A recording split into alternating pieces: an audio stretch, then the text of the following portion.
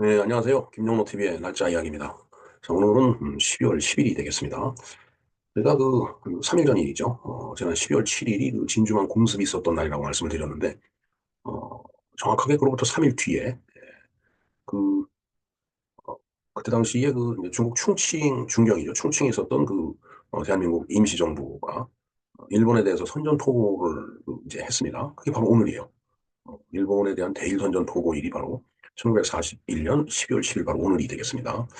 그래서 이제 그때 당시에 이제 광복군의 그 내역이라든가, 그다음에 선전포고를 하게 된 배경, 그리고 선전포고문, 그런 것들에 대해서 한번 간략하게 알아보도록 하겠습니다. 그리고 오늘이, 노벨상 수여일이에요. 그 이제, 지난번에 그 한강이라는 작가가, 노벨 문학상을 이제 수상을 하게 됐다라고 결정이 됐는데, 오늘 이제 상을 받는 날이죠. 예. 네, 노벨상을 수상했다는 거 굉장히 축하할 일이긴 한데, 뭔가 나라 자체가 이념적으로 서로 반분돼 있어갖고, 반목실시하는 그런 현상이 지금 나타나고 있어서 좀 안타까운 면은 있습니다. 예. 자, 그 내용을 포함해갖고, 대일선전 포고에 대해서 좀 비교적 상세하게 한번 우리가 공부를 해보는 그런 시간을 갖도록 하겠습니다. 네, 임시정부의 대일선전 포고에 대해서 한번 공부를 해봐야 되겠습니다. 이게 굉장히 중요한 사항이죠, 사실은. 바로 1941년 12월 10일입니다. 대한민국 임시정부의 대일 선전 포고일인데, 41년 12월 10일이면은, 며칠 전에 그 얘기했던 진주만 공수 이제 3일 후네요. 예. 뭐, 세계 정세는 그렇게 돌아가고 있었지만, 이쪽 이제 아시아 쪽, 중국과 우리 그 한반도, 그 영역에서는 또 이제 이런 이제 일이 있었던 거죠. 자, 한국 광복군은, 음, 1940년 9월 17일, 중국 충칭에서 조직된 대한민국 임시정부의 중군사 조직이다. 그러니까 충칭은 중경이죠. 그러니까 이제 임시정부가 뭐 상해 이쪽에 있다가 이제 나중에 중경까지 이렇게 옮겨가잖아요. 1939년 1월 창립된 한국 독립당의 당군인 당에 소속된 군대다 이거죠. 한국 독립군과 그 밖의 독립군 및 지청천 이범석 등이 이끌어온 만주 독립군과 연합하여 1940년 9월 17일 성립된 성립 전례식을 갖고 결성이 됐다. 입니다. 그러니까 40년 9월 17일 날 이제 결성이 이제 된 거죠. 자, 광복군은 실질적으로 통솔했던 사람은 지청천과 그의 참모장인 이범석이다. 그리고 그 통수권을 이제 나중에 임정해서 이제 인수를 한 거죠. 그러니까 이제 임정해서 임시정부에서 이제 이 대일 선전포고를 이제 하게 된 거다라는 얘기가 되겠습니다. 자, 이후 이 부대는 미국 CIA의 전신인 OSS와 함께 국내 진공 작전을 준비하다가 1945년 8월 15일 광복을 맞이하였으며 1946년 5월 16일에 해산이 됐다. 그러니까 해방이 되고서 10개월 정도 지난 다음에 9개월 정도죠. 지난 다음에 이제 해산을 했네요. 사실 광복이 되고, 뭐 예를 들어서, 광복이 되면서 대한민국이 바로 성립이 됐으면은, 음, 뭐 정식 군대가 됐겠죠. 그렇게 이제 성격이 됐을 텐데, 이제 미 군정으로 들어가기 때문에, 이제 이러한 독립운동을 했던 그 해외 인사들을 다 인정을 안 했잖아요, 미 군정이. 그리고, 개인 자격으로 이제 귀국을 하다 보니까, 저게 이제, 해방이 된, 이 대한민국 땅에 이제 들어와서도 그렇게 큰, 이제 힘을 쓰지 못했던 거 아닌가, 이런 생각이 드네요. 예. 자, 김구명의 한국 광복군 선언문이라는 게 있답니다. 이게 바로 이제 대일 선전포고다라는 얘기죠. 독립기념관 광복군 어록비에 새겨져 있다라고 하네요. 자, 그 선언문 한번 볼까요? 대한민국 임시정부는 대한민국 원년 서기 1919년 이래서 이제 1919년을 건국일이다 이렇게 이제 자꾸 주장을 이제 하는 것 같습니다. 정부가 공포한 군사조직법에 의거하여 중화민국 총통 장개석 원수의 특별 허락으로 중화민국 영토 내에서 광복군은 중화민국 국민과 합작하여 우리 두 나라의 독립을 회복하고자 공동의 적인 일본 제국주의자들을 타도하기 위하여 연합국의 일원으로 항전을 계속한다. 과거 30년간 일본이 우리 조국을 병합 통치하는 동안 우리 민족의 확고한 독립정신은 불명예스러운 노예생활을 벗어나기 위하여 무자비한 압박자에 대한 영웅적 항전을 계속해왔다. 영광스러운 중화민족의 항전이 4개년에 도달한 이때 우리는 큰 희망을 가지고 우리 조국이 독립을 위하여 우리의 전투력을 강화할 때가 왔다고 확신한다. 우리는 장개석 총통의 한국 민족에 대한 원대한 정책을 채택함을 기뻐하며 감사의 찬사를 보낸다. 우리 국가의 해방운동과 특히 우리들이 압박자, 외적에 대한 무장항전의 준비는 그의 도의적 지원으로 크게 고무되었다. 우리들은 한중연합전선에서 우리 스스로의 계속 부단한 투쟁을 감행하여 자유평등을 쟁취할 것을 약속하는 바이다. 대한민국 서기 1940년 9월 15일 대한민국 임시정부 주석 한국광복군 창설위원회 위원장 김구 이렇게 되어 있네요.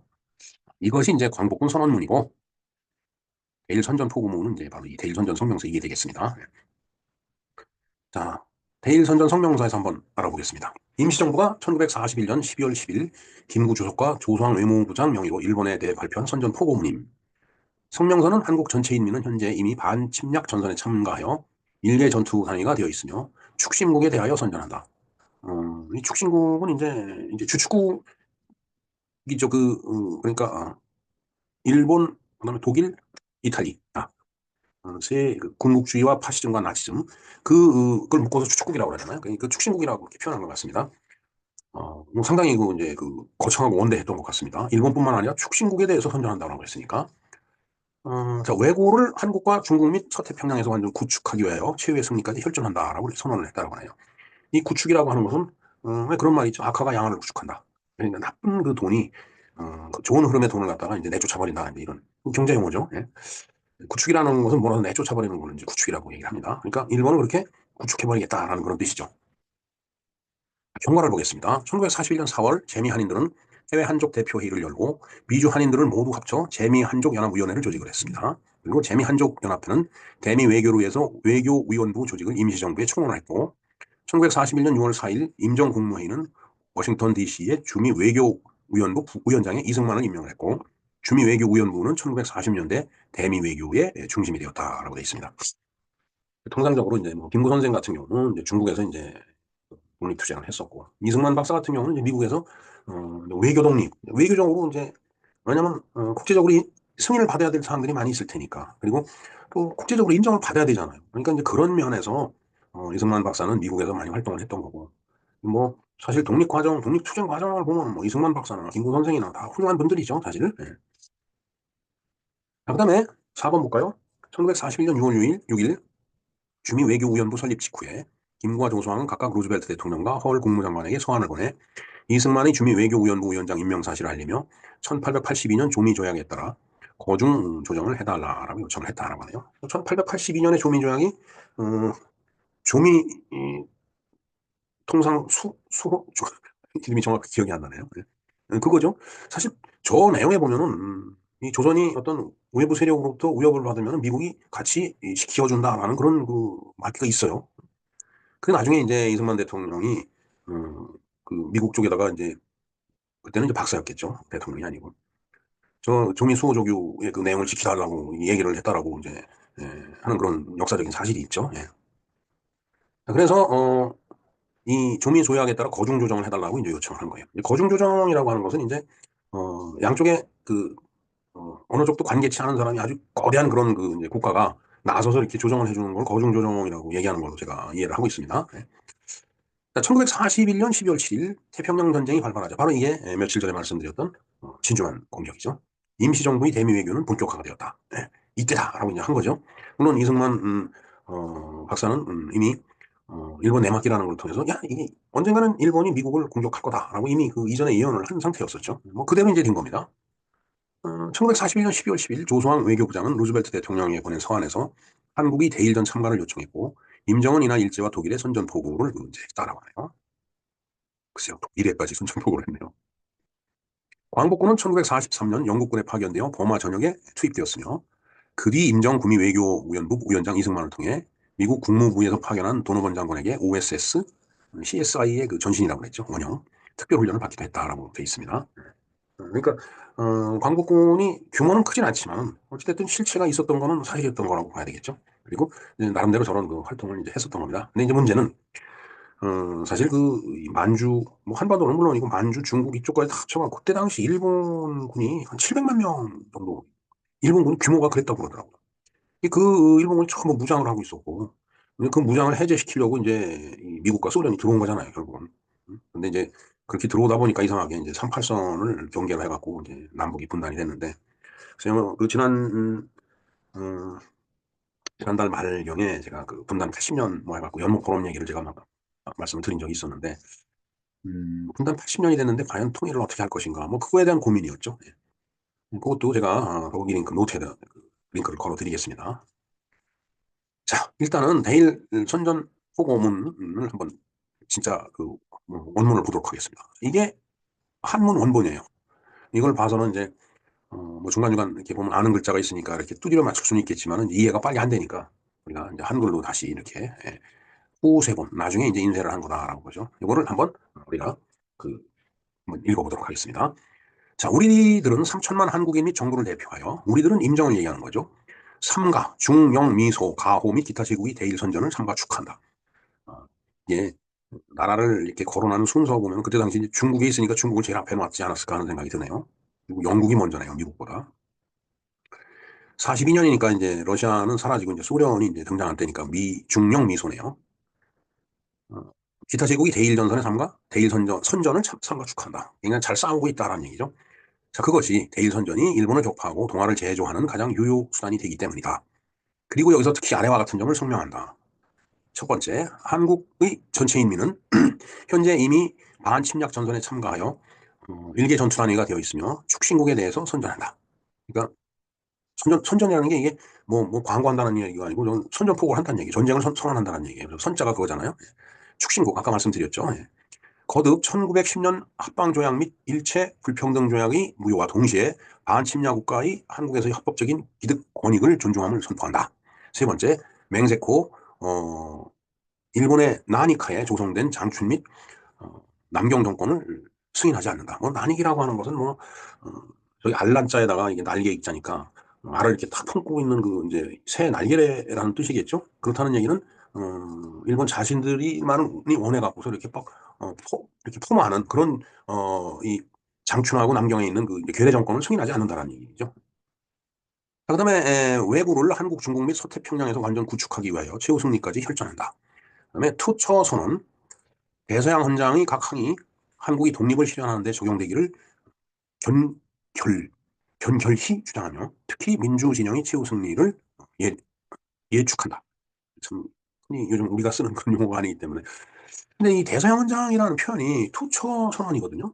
투처가 저 뭔지 모르겠어요. 처는 처칠 같은데 투는 루즈벨트 대통령이거든요. 아마 루즈벨트를 뭐 한자로 썼을 때 저랬는지는 모르겠는데 하여튼 그 투처 선언이 대서양 헌장인데 대서양 헌장이라는 것은 제가 그 밑에 주석을 달아놨습니다. 제2차 세계대전 중 1941년 8월 14일 날 영국이 처칠 총리와 당시 비교전국이었던, 왜냐하면 미국은 참전을 안 했을 때니까, 미국이 루즈벨트 대통령이 북대서양에서 5일간의 선상회의 끝에 발표한 공동선언이다라고 되어 있습니다. 대서양 헌장이. 그러니까 처칠과 루즈벨트 대통령이 이제 공동성명을 낸 건데 그걸 투처 선언이라고 이렇게 표현을 한 모양입니다. 이게 이제 이게 바로 이제 대일 선전 포고문입니다. 그런데 이제 조금 더 편안한 그 우리의 용어로 한번 볼까요? 자, 서울신문사 백범 김구 선생 전집 편찬위원회 백범 김구 전집시 5권 및 국사편찬위원회 대한민국 임시정부 자료집에 수록되어 있는 대일선전 포고문입니다. 자, 이게 그래도 우리가 요즘 쓰고 있는 용어에 이제 가깝게 그거 일치되게 그 이야기를 이제 다시 전개한 겁니다. 자, 우리는 3천만 한국인 및 정부를 대표하여 중국, 영국, 미국, 네덜란드, 캐나다, 오스트레일리아 및 기타 제국의 대일선전 포고를 삼가 축하한다. 이것은 일본을 쳐부수고 동아시아를 재창조하는 가장 유효한 수단이다. 이에 특히 아래와 같이 성명서를 낸다. 첫 번째, 한국 전체 인민은 현재 이미 반침략 전선에 참가하였고 일개 전투 단위가 되어 축신국에 대해서 선전 포고를 한다. 일개 전투 단위라고 하는 것은 여러 나라가 있는데 그중에 우리도 독립적으로 하나의 전투 단위로 이제 참전을 한다는 그런 뜻이 되겠습니다. 1910년 합병조약 및 일체 불평등조약이 무효임을 거듭 선배포한다. 아울러 반침략 국가들이 한국 내에 가지고 있는 합리적 기득권익을 존중한다. 반침략 국가라고 하는 것은 일본이 침략 국가니까 그거에 반대하는 다른 나라죠. 그러니까 뭐 미국, 중국 뭐 이런 데를 이야기한 거예요. 그들이 조선 말기부터 갖고 있었던 어떤 어떤 조약에 의한 권익이 있다면 그거 존중한다는 뜻이죠. 왜구를 한국, 중국 및 서태평양에서 완전히 축출하기 위하여 혈전으로 최후의 승리를 이룩한다. 맹세코 일본의 비호하에 아까 난익이라고 그랬죠. 조성된 장춘 및 남경 정권을 승인하지 않는다. 그다음에 나구선언. 여긴 또 나구선언이라고 그랬어요. 나구선언은 각 조를 단호히 주장하며 한국 독립을 실현하기 위하여 적용하며 이것으로 인해 특히 민주전선의 최후 승리를 미리 축한다. 아까 예축한다라고 미리 축하는 거죠. 이걸 발표한 장관인들은 대한민국 임시정부 주석 김구, 외무부장 조소아, 대한민국 23년, 1941년, 1919년부터 이제 계산한 거죠. 12월 10일 오늘 이제 발표를 한 거가 되겠습니다. 충성을 맹세하는 곰돌이가 보수 경례를 붙이고 있네요.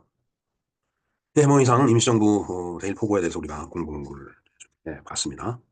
그리고 이제 우리가 그 노벨상 오늘이 노벨상 수요일이에요. 그러니까 노벨상 이미 결정됐고 노벨상은 이제 수여하는 날이 바로 오늘인데 이제 말하자면은 우리나라에 이제 한강이 노벨 문학상을 받는 날이죠. 이제 뭐 지금 스웨덴에 이제 가서 가 있겠죠. 이제 받은 순간만 기다리고 있을 것 같은데, 이 노벨 문학상, 한강이 받은 노벨 문학상에 대해서 이제 제 느낌, 제 입장, 제 관점, 뭐 이런 거는 이미 지난 11월 27일 날 노벨이 이제 유언장에 사인을 한 날이 바로 11월 27일이기 때문에 그때 방송에서 이미 말씀을 다 드렸습니다. 그래서 이에 대한 입장은 이제 그때 말씀드린 걸로 가름하겠습니다. 그 영상도 제가 링크를 해드리겠습니다.